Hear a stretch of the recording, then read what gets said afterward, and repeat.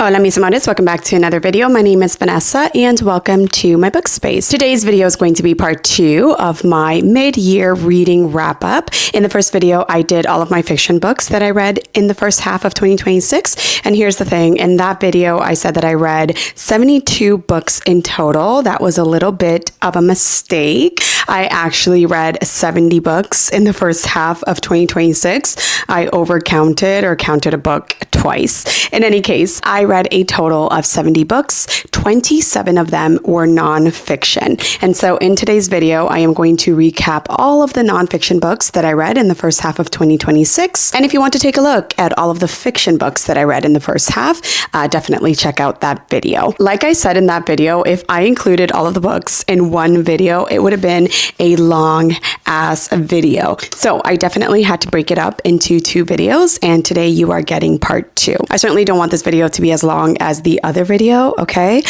So let's get into the ranking. I will be ranking them from bottom to top. If I'm looking off to my right, which would be your left, it's because I have my ranking there and I don't want to forget a book. I forgot a book in the last video. I don't want to forget a book and I just want to make sure that I get all of my information correct. So if I'm looking off to my right, it's because I am checking out my ranking. I hope you guys are having a great week. It's been a very interesting week for me content-wise. And of course, my kids are home. So yeah, mom life. Okay, let's get into the ranking. Coming in at number 27, 26, 25, and 24 are these 4 books. I'm not going to spend a lot of time on them because these are just books that did not work for me at all. Coming in at number 27 is Screaming on the Inside, The Unsustainability of American Motherhood. I picked this book up because I thought that it would have something to say, an analysis of motherhood as an institution, as a site of oppression. And the author attempts to do that at the very least in the first 2 chapters. But after the first 2 chapters, this literally had 0 value for me. The author, Jessica Gross, I believe she is an editor, contributor to an online newspaper of some sort. But she does talk about the intersecting forces of capitalism and patriarchy and how capitalism and patriarchy have created all of these institutional policy failures that have made motherhood unsustainable. I agree with that premise. I just don't think that the execution was well done. It's not intersectional at all. Once again, there's 0 value there. It's very white woman focused, very American centered. So I just didn't get any value from that book. Coming in at number 26, I have Sluts, The Truth About Slut Shaming, another one that I just didn't get any value from. This has a stunning title. I mean, you think that you're going to get a rigorous feminist analysis on the history of the term sluts and what slut shaming is and what we can do to fight it. No, that's not what you're getting. This is very shallow, very surface level. I just don't know who would get any value out of this book whatsoever. I felt very silly reading this, and I think that nonfiction books are going through a thing right now where a lot of nonfiction books, especially the ones that talk about social justice issues, they use the language of progressive politics, and they also use these like clickbaity titles. And then when you go to read the book, they're actually not saying much. They're not saying anything at all. They're not adding to any sort of overarching conversation on the subject matter. Just a mess, an absolute mess. This was not good at all. Very juvenile, very surface level. It was a waste of time, to be honest with you. Both of these were 1-star reads, as was On Writing Well by William Zinsser. This is a very niched book. I picked it up because I like writing, and I thought that this book would give me the tools and the resources on how to improve my writing, how to work on my craft, and it didn't. The advice in here is very conventional. It's very formulaic. I just feel like we're way past all of the advice in this book, but this was just not it. And coming in at number 24, I have Ghetto, The Invention of a Place, The History of an Idea. And again, here we go with these titles, right? They pull you in. They sound like you're going to get your life, your academic life. I have a special interest in the ghetto. I find it a very, very interesting field of study. Through the ghetto, you can really analyze analyze the spatial politics of exclusion. That was actually part of my graduate school thesis. So I was really looking forward to this, specifically wanting to see whether or not the author would tie in the history of the ghetto as it relates to the Jewish community, and then the history of the ghetto as it relates to the Black community, and then providing an analysis as to how those two histories interrelate. That's not what this book does at all. It's essentially a literature review. He is reviewing and discussing the contributions of like sociologists, other thinkers, other theorists in the field of sociology and the study of the ghetto. It was dense. It was a slog to get through. I hated this book so much. I did give it a 1-star rating as well. The best thing about this book is literally the title. So yes, I don't want to spend a lot of time on those books. They just weren't good. They would be what I would call bad nonfiction. Little value, poor execution, little intersectionality, very shallow, surface level, a waste of time. So let's actually get into some of the books that I have a lot more to say about. Starting with Bad Feminist. This one comes in at number 23. This is written by Roxane Gay, who I tend to really like. I follow her on social media. She is the editor of the Audacity newsletter over on Substack, and I follow her Substack as well. I was really looking forward to reading this one. It was a highly anticipated read. Roxane Gay is a Haitian American cultural critic, and she often gets it right in terms of her commentary and her critiques. In this one, not necessarily. In Bad Feminist, which is her collection of essays, she is essentially making the case or making the argument that feminism depends on us being ideologically pure, and it is impossible to be ideologically pure, which I agree with. A lot of social justice movements really have all of these unrealistic expectations. You have to say the right thing. You have to know all of the concepts. You can't mess up on your pronouns. And of course, we have to be more mindful of the things that we say and the actions that we take or we do. However, humans are prone to error and we're not infallible, right? We're going to mess up. We're going to make mistakes. So I understand what she was trying to say in Bad Feminist. She also talks about her sexual assault, which was really heartbreaking to read about. However, the argument that she's trying to make really depends on this like flattened definition of feminism. At its core, feminism is not concerned with your personal preferences. She makes the case that because she likes the color pink and she listens and consumes problematic media from time to time, that's what makes her a bad feminist. I am simplifying a bit, but for the most part, that's what she means. It's a bit of a slippery slope argument. This may allow other people to say, hey, I can do all of these terrible things, but as long as I call myself a feminist, albeit a bad one, I am still a feminist. So all around, just very problematic of an argument to try to make. Not a very enjoyable read, very sad because it was highly anticipated. So yeah, it came in at number 23. And number 22, I have One Day I'll Grow Up and Be a Beautiful Woman, A Mother's Story. So this is a memoir. This is written by Abby Maxwell, who is an author. She's wrote numerous books. It's all about a mother's journey with her trans child and her trying to be that very liberal, outspoken advocate for her daughter. Abby Maxwell was born in a small rural town in America, and that's where she actually had her child as well. So of course, this town is backwards, very conservative. There's not a lot of progressive spaces. So Abby Maxwell talks about trying to make spaces more progressive, trying to secure funding and financing for her daughter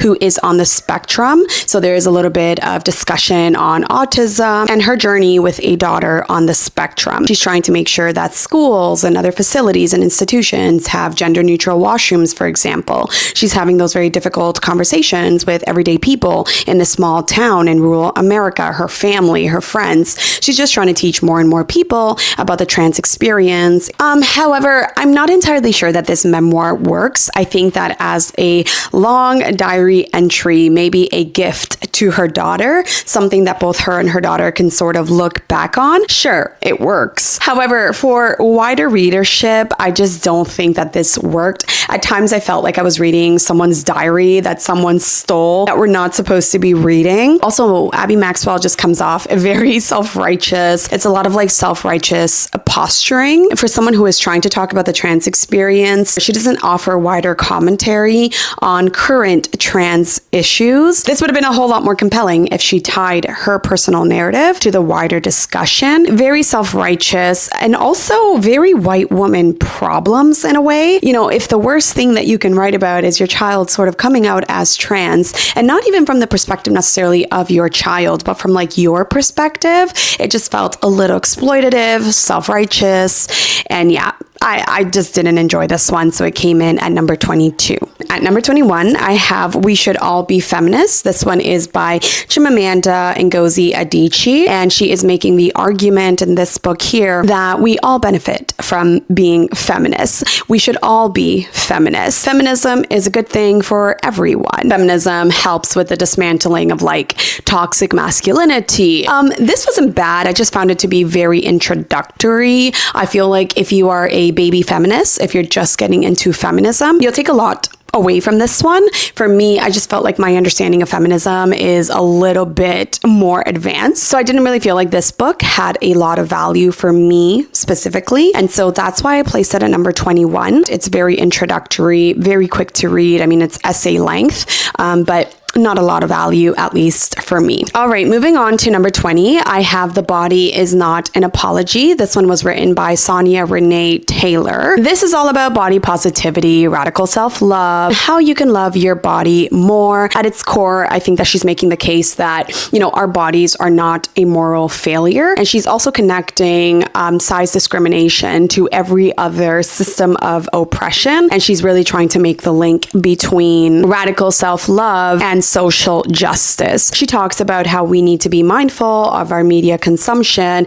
and how all of this stuff adds to us hating our bodies. It's very pop culture, very girly pop. Sort of came out in that wave of like nonfiction books between 2020 to 2024. I feel like there was a wave of like pop culture-esque books that were written during that time period. However, I just wish that it was a little bit more intellectually stimulating. It read like a very long Substack article once again. It's very of the moment, very contemporary. It's written by a poet. I believe that she is a poet. Slam poetry is her forte, I believe. And you can sort of tell. I mean, it was a good book. It wasn't bad. And there were certain takeaways that I did, you know, I did think about a little bit after the book, but for the most part, again, it's very introductory. I wish that it flowed better, and I also wish that it was more intellectually rich. So it comes in at number 20. At number 19, I have Trick Mirror. This was written by Gia Tolentino,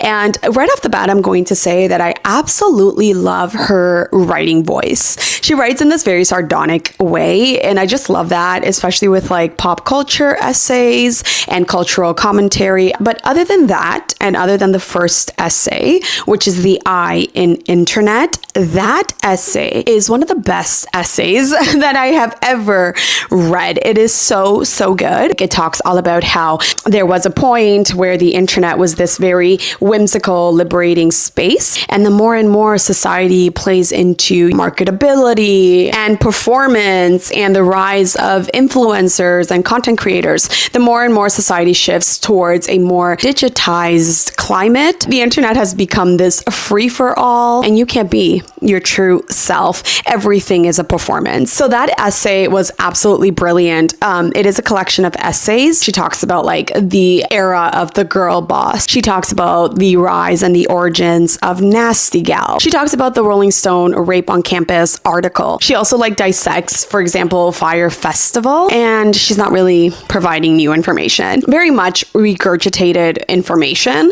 I mean, don't get me wrong, it wasn't a terrible book. I just think that there is a massive difference between the first essay, which was absolutely spectacular, and the rest of the essays in the collection. Okay, coming in at number 18, I have Color of Law. And this one is really informative. There is so much information here on the history of racial segregation in America. And the author is making the case that residential segregation wasn't a matter of chance, nor was it accidental, which would be considered de facto segregation. He instead makes the case that the history of residential segregation should be classified as de jure segregation, which means that segregation was intentionally created by government government forces at the state, local, and federal levels. There's so much that you're going to learn about in this book. You're going to learn about redlining and subprime mortgages and block busting and restrictive covenants. So by all accounts, very, very, in depth. It is well written. It is well structured. This book is better suited for like a classroom environment. To be honest with you, it is very dense and there is a lot of information. My only issue with this book, because I know a lot of people really, really love this book, but my only issue with this book is that at times it felt voyeuristic, which means that sociologists and historians who are doing all of this social research are studying the history of marginalized groups for like social and professional gain without actually giving us something in return. The solutions that the author provides are just very like neoliberal, like welfare policy like.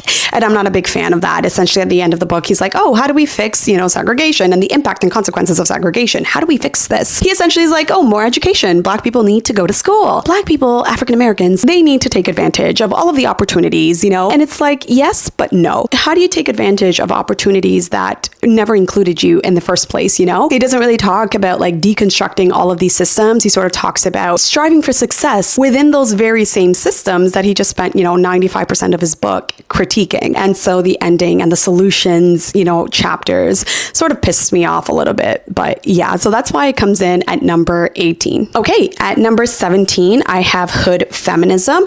And I would say that this book is really good if you're just getting into intersectional feminism. It is very introductory and it really offers a contemporary discussion on intersectional feminism. If you already have a very good understanding of intersectional feminism, I don't really feel like you're going to get a lot of value out of this one. A lot of it is going to feel like information that you already know, and it's going to come off as like very obvious and as a result, very tedious to get through. At least it was very tedious for me. But essentially, she's talking about the idea that feminism has forgotten and failed women of color, Black women. In conclusion, I did find this book a little messy. It could have flowed better, and it was good. I just didn't feel like I gained any new information that I didn't know about already, with the exception of the food insecurity chapter. So yeah, that's why it comes in at number 17. At number 16, I have Gender Accelerationist Manifesto. This one is all about how the material base of gender is not sex, right? Biological sex is not the material base of gender. The material base of gender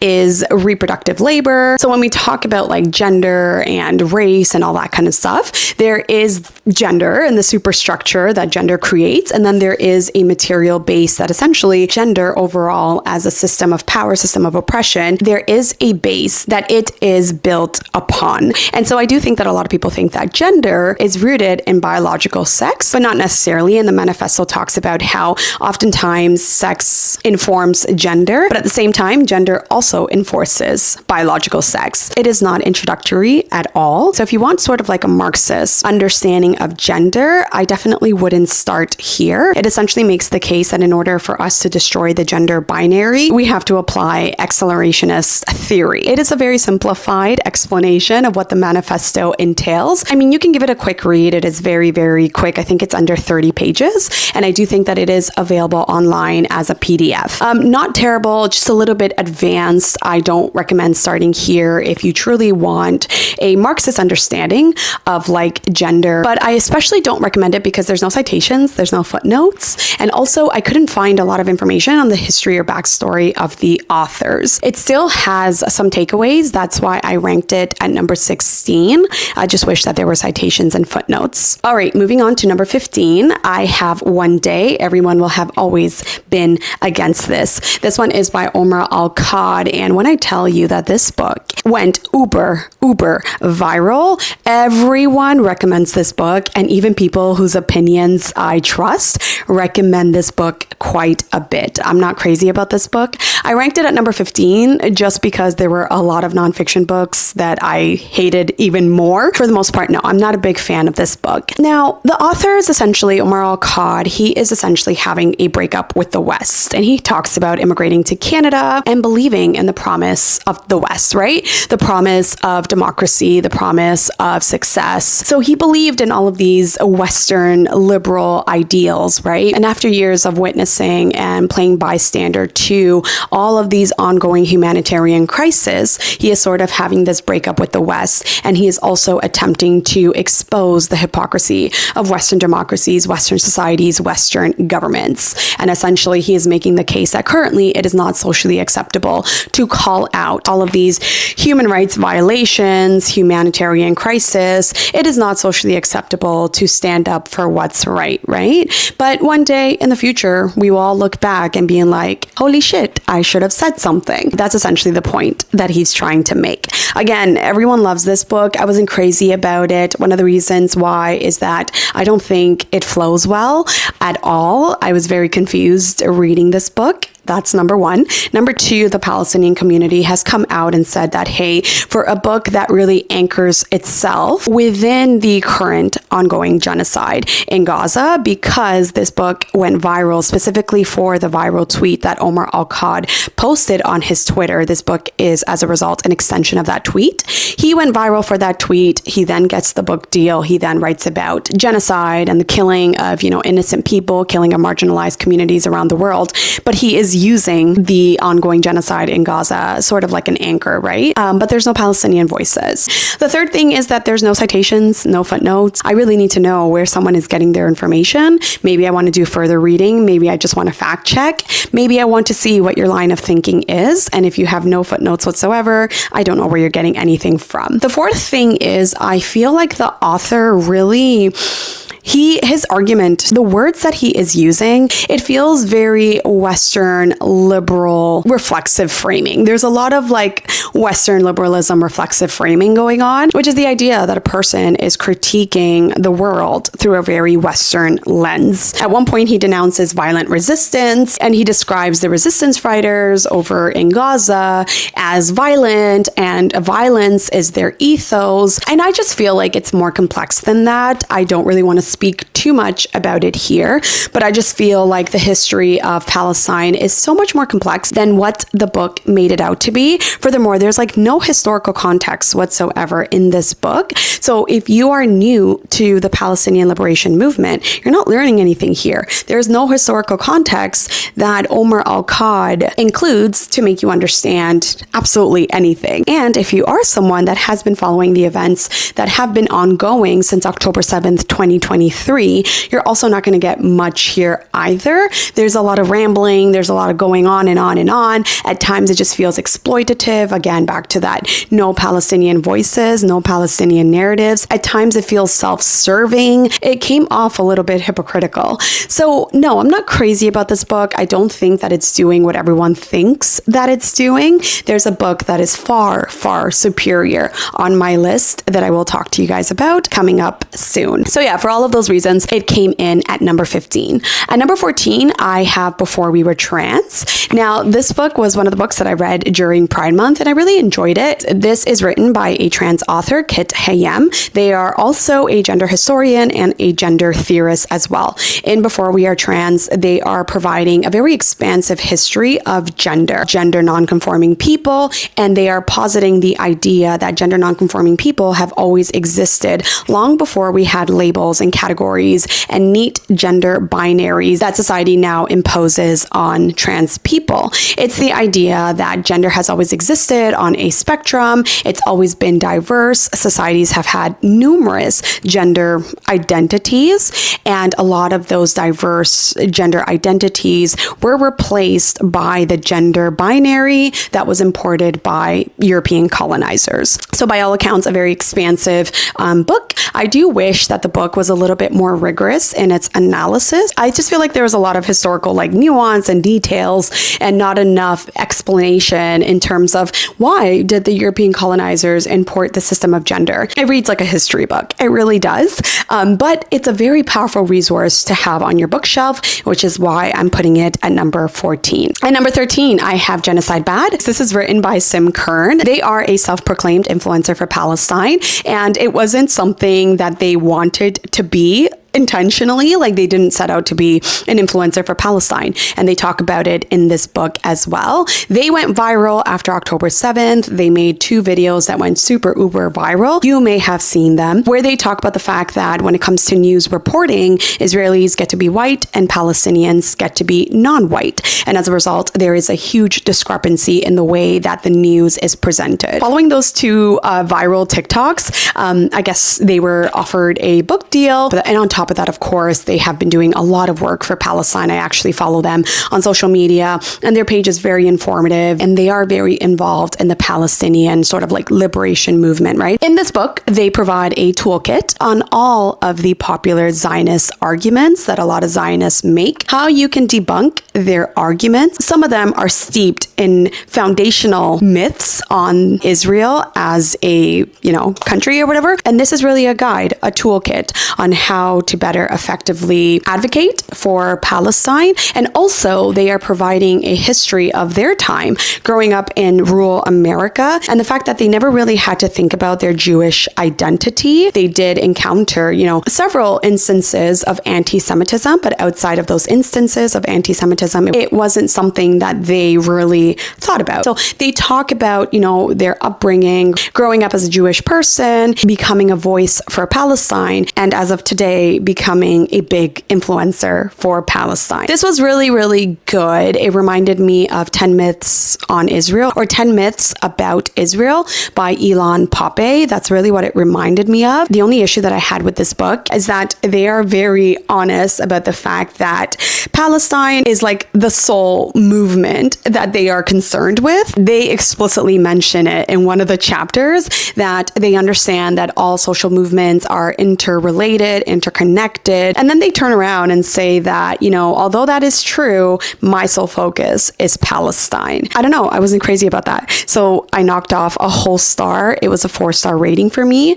But yeah, coming in at number 12, I have White Fragility, Why It's So Hard for White People to Talk About Racism. This is a really good book. I read it twice, both times through audio, and I liked it so much that I bought my own trophy copy. It's very insightful. It's very informative. However, it's not written for a Black audience. I very much think that the author was trying to speak to white people. And I think that more white people need to read this book. It's all about white fragility and the harm that it causes. And this idea too, that like white people no longer consider themselves racist because they have chalked up racism to a matter of morality, right? So as long as they consider themselves good people, they can't possibly be racist. She really unpacks fragility. What does it mean? Where does white fragility come from? And what sort of impact or harm does it have specifically and primarily on the Black community? Really, really good read. Very insightful, very informative.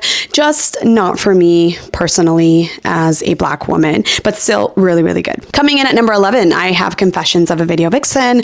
I have a video on my page reviewing this entire book, so I'm not going to spend a lot of time on it, but of course it's ranked fairly high because I absolutely loved it. I think that it is a very underrated memoir. It is written by Corinne Steffens, who is considered to be the OG video vixen, and it was fantastic. I thought that it was a very feminist piece of literature, feminist piece of work, and it was very groundbreaking for its time. And if you are a millennial, you will especially love this book because of all of the cultural references. This one is all about survival in Hollywood, struggling through addiction, homelessness, and all of the abuse that video vixens in particular had to endure. When it was supposed to be published, everybody was freaking out because they thought that she was going to drop names and details of all of the high-profile men that she slept with. It is very salacious, and there is a fair bit of tea that is spilt in this one. Anyways, I really liked it. It's a very quick, although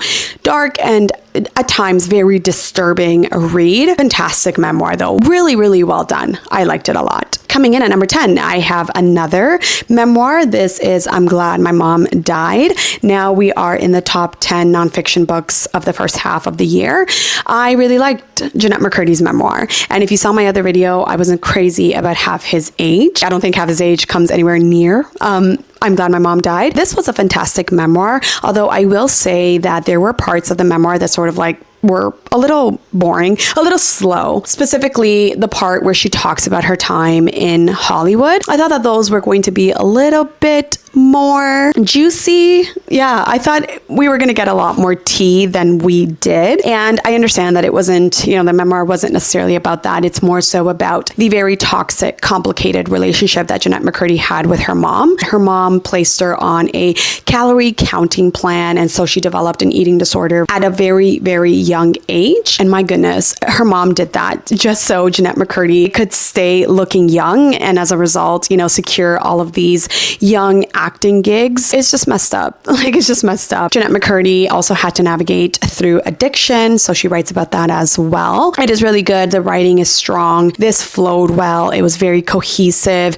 It almost read like a fiction book, and I think that it is at its core about de-romanticizing motherhood and this idea that mothers are not these infallible goddesses, right? Mothers are capable of harm. They're capable of getting it very wrong. And Jennette sort of goes through that trajectory where she idolizes her mom at first, and then she sort of demonizes her. And then by the end, she comes around to humanizing her mom. And not in this way that she forgives her mom for all of the harm that her mom committed. It's more so that she realizes that her mom is human, and her mom isn't this deity, this goddess. Her mom is just an everyday person that, has done some fucked up shit. A lot of people love this memoir. I'm one of them. So coming in at number 9, I have King Leopold's Ghost, and this is all about King Leopold's reign of terror, regime of terror in the Congo. It is estimated that anywhere between 8 million to 10 to 13 million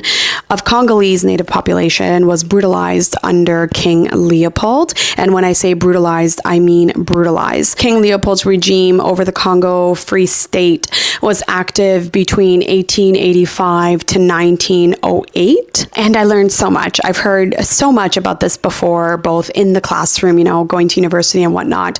And even till today, people still talk about the forgotten genocide. One of history's worst genocides, but also one of history's most underreported genocide. And I had no idea that it was a private colonial enterprise for King Leopold, and that King Leopold never actually set foot in the Congo. So he enacted this reign of terror all the way from Belgium. The man didn't even have the balls to confront the pillaging and the violence and the brutality that he and his militias were unleashing on Congo's native population. His reign of terror included extreme, logic-defying amounts of violence. It is now known that there were limbs that were cut off, there were hands that were cut off, African men and women and children were mutilated, there was forced labor. All of this resulted in the massive, massive depopulation of Congo. It is a very hard read, a very disturbing read. All of this was done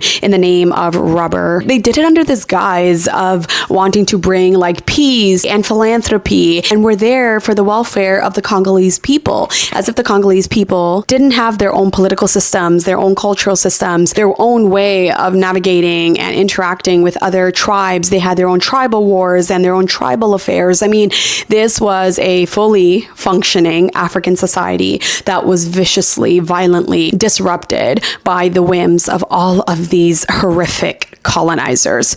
It is very dark. It is very bleak. It is very disturbing. There was a lot of backstory about the yes men that surrounded King Leopold. And I understand that he did it, the author did it, to show how King Leopold was abetted, was aided, and how it was that he was able to enact all of this brutality. So I understand that we kind of have to know the history of all of the players involved in this genocide. But after a while, it was very tedious learning about all of these colonizers. That is the only knock on this book. There is an absence of Congolese voices, Congolese narratives, but the author explicitly states that he knows this. He knows that that's a shortcoming of the book.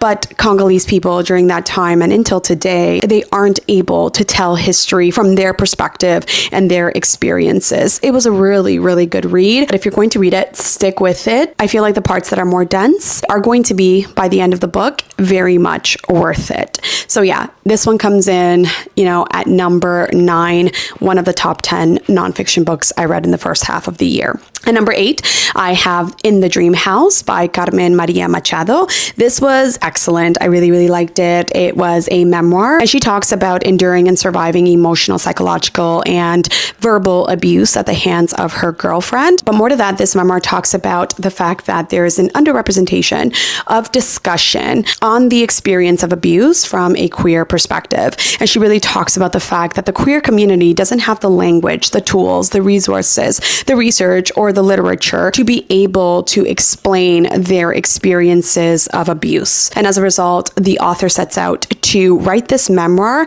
in a way that is going to create an archive that can be passed down or passed around the queer community so that they can start building archives of their experiences where the research and the literature fails. For that alone, I think it's fantastic. The motives of this memoir are so important, and I really enjoyed it. I thought it was a very creative, inventive, experimental memoir. One of the most creative things I have ever read. Each chapter is titled according to a popular trope or a popular literary device. The dream house itself is a metaphor, and then she talks about the dream house as a prologue, the dream house as omen, the dream house as erotica. Towards the end, she even has like a choose your own adventure style. So it's just so creative, super inventive. At times it's going to feel a little disjointed, but I think that that was the point. I mean, it's fantastic. Coming in at number 7, I have Unshrinking. This is by Kate Mann. And I thought that going in, it was sort of going to be like The Body Is Not an Apology, the one that I ranked a little lower than this one. It's not. It's a lot more rigorous. There is a lot of research. It is all about size discrimination and the history of fat phobia and the distorted science that's often weaponized. It's all about how size discrimination essentially impacts everyone. It is really, really good, very informative, very eye-opening. What I took away from this one especially is this idea that patients will go to the doctors and say, hey, I'm having all of these symptoms. And instead of the doctors adequately running tests based on the symptoms that the patients are sharing with them, they will zero in and focus on their weight and how big they are. And as a result, they will miss all of these issues. They will misdiagnose patients to the point that some patients have died of cancer or have had other diagnoses that go completely unmitigated because doctors were so preoccupied with someone's size and weight. It is a very heartbreaking read. She interweaves and interjects her own personal narrative as a plus size person. Usually I don't care for those elements. I don't care for those parts. But in this one, her personal narratives were very, very compelling. And it was just a really good all around read. Very accessible, doesn't read textbook at all. And I really enjoyed it. At number 6, I have Right Wing Woman by Andrea Dorkin. It is so much more than the title suggests. This one is so good. It was written in 1983, but I feel like all of the information is applicable to contemporary society. She is talking about all of the reasons that women are drawn to right-wing politics. It is due to protection. It is for survival. But she goes beyond that and also critiques left-wing politics and this idea that, left-wing politics, again, use all of this progressive language. And so you would think that on paper, left-wing politics is where women should rightfully belong in terms of their political leanings. But she also talks about the patriarchy existing on the left and all of the ways that it does. It is so complex, but it presents itself in fairly accessible language. And it was just a fantastic read. I learned so much on birth control, reproductive rights, sexual liberation. I mean, there is so much to unpack here. I wish that I could dedicate, if I have some time, I might dedicate an entire video completely dissecting the meaning of this book. It is so much more, once again, than the title suggests. It rightfully comes in at number 6. Fantastic, fantastic. I know that Andrea Dorkin is a very controversial figure. I happen to like her work.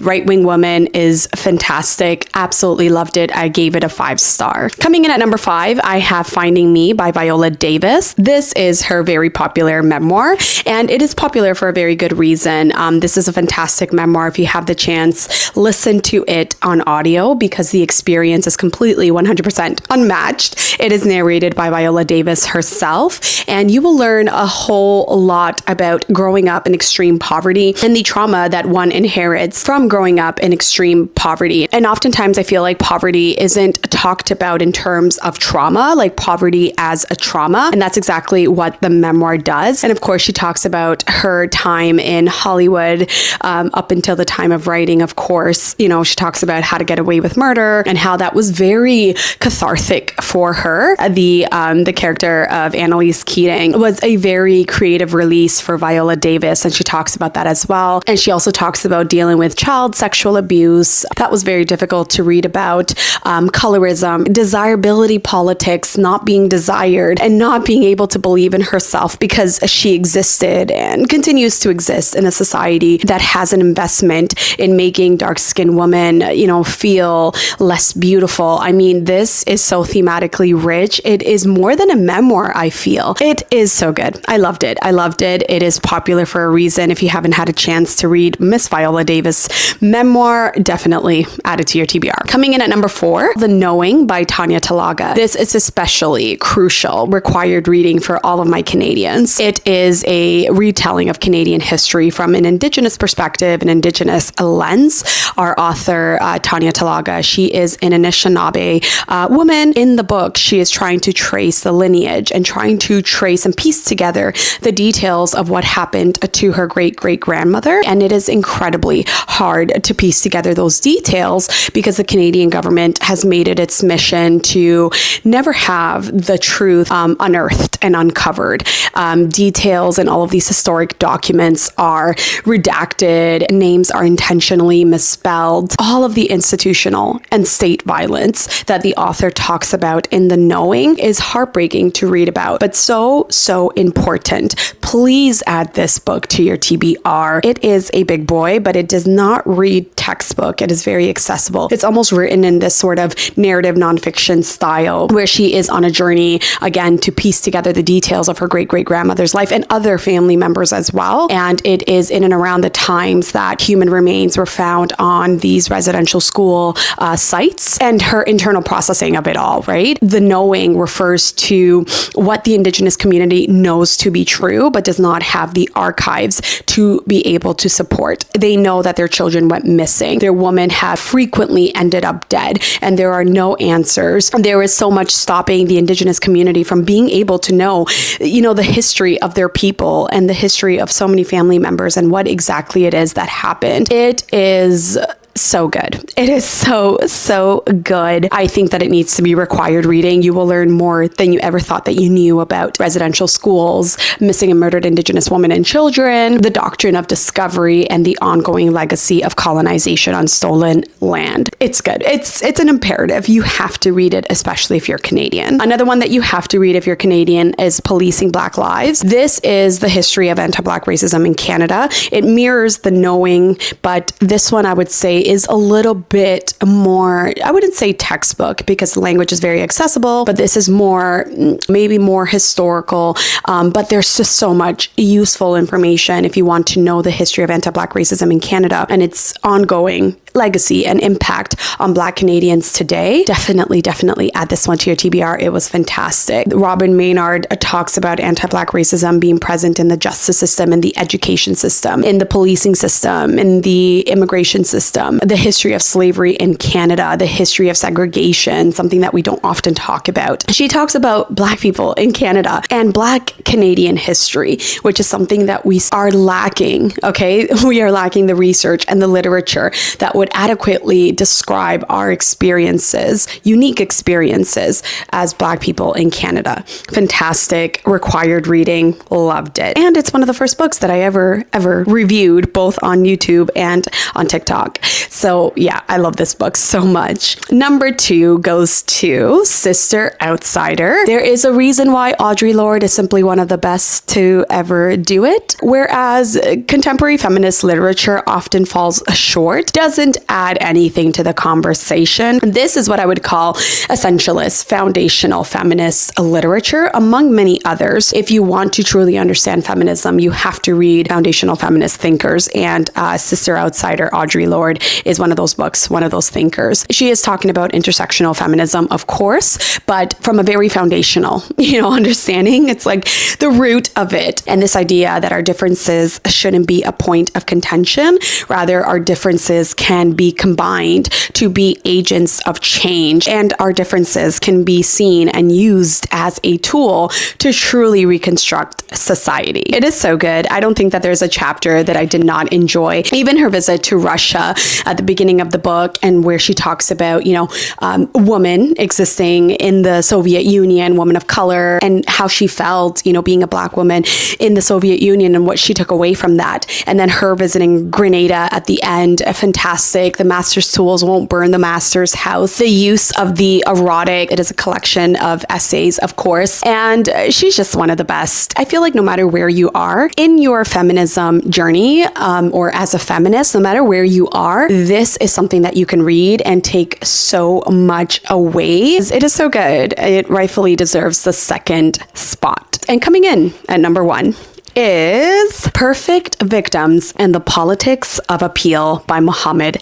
El-Kurd. This is fantastic. It is sharp. It is incisive. It is a short read, yes, but it packs so much. It is so good. Oh my God, it is so good. It is shaping up to probably be one of my favorite books of all time. It is so good. This is the book that I feel like the Western readership, Western world needs to read if you want to understand the Palestinian plight and the way the genocide is framed. You need to read this book. You have to. It is required reading for anybody that supports, politics of liberation, that supports social justice movements. It is about the Palestinian people, yes, and about how they have to play into the perfect victim, right? They have to play into this perfect victimhood in order to truly gain our sympathy and our understanding, and for us to be able to call out what's going on in Gaza, a genocide. Palestinians have to be nonviolent and pacifist and peaceful. Only then can they be truly seen as victims of genocide and victims of colonization. They're not able to resist in violent means. It always has to be nonviolent. And he even talks about liberals, right? Western liberals who say that they support the Palestinian liberation movement, but at the same time, they have this fetish for Palestinian suffering. And he talks about the blind spots that we might have as Western liberals or Western left-wing, well-meaning people. The liberation of the Congo, the liberation of the Sudan. Even though we support all of these causes,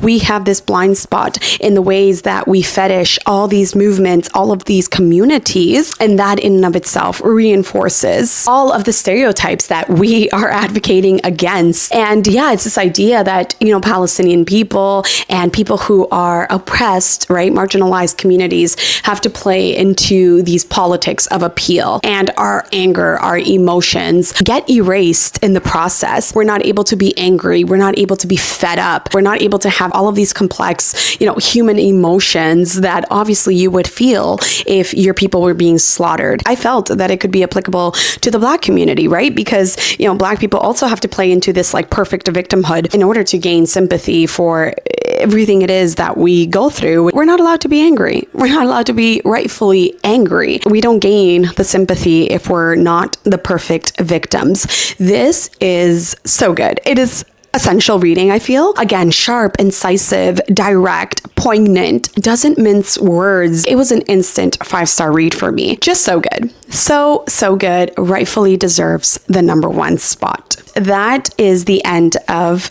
my entire reading wrap up. I believe I got every single book, which is an ambitious task. I love the majority of these books, and I love just talking about books and breaking them down thematically, analyzing what they're trying to say and what they're trying to teach us about the world. In any case, I do want to thank you for watching. That is the end of today's video, and I will see you guys next time. Adios.